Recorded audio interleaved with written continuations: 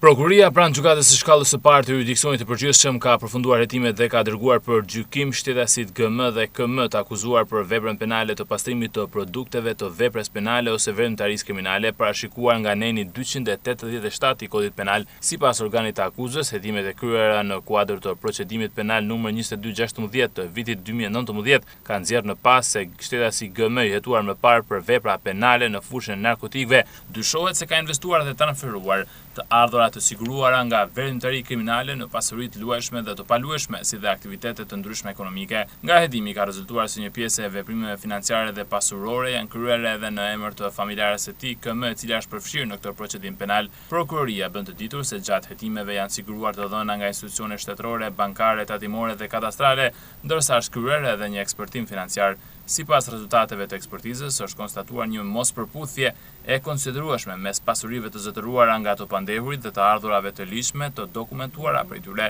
Në përfundim të hetimeve, Prokuroria e Shkodrës ka vendosur dërgimin e çështjes për gjykim, duke theksuar angazhimin e saj në luftën kundër pastrimit të parave dhe goditjen e pasurive që burojnë nga veprimtari kriminale, si dhe dhënien përpara drejtësisë të personave përgjegjës.